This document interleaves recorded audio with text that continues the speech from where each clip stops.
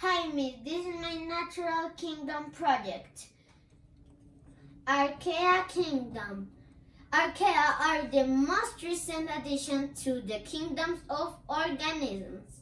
They are single-celled and thrive in extremely hot boiling water found in environments like volcanic thermal vents in the ocean and hot springs like geysers at Yellowstone Park.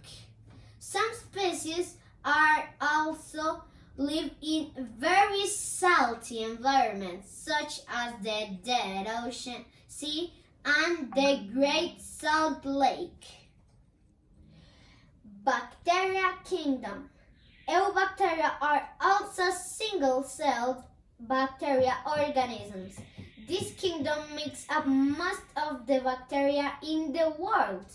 Eubacteria are very common and well known to us as parasites like streptococci, which causes strep throat. However, these bacteria also help produce many antibiotics, vitamins, and yogurt.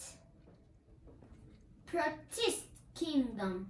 Protists or protozoa are single-celled organisms, but are more complex than single-celled bacteria. The protist kingdom includes algae and slime molds. Any microscopic organisms that does not fall into the bacterial, fungi, plant or animal kingdom is considered a part of the protist kingdom.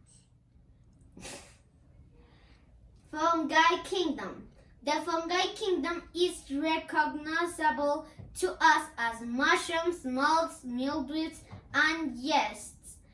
Unlike the organisms in the Archaeobacteria and Eubacteria kingdoms, fungi are multi-celled organisms.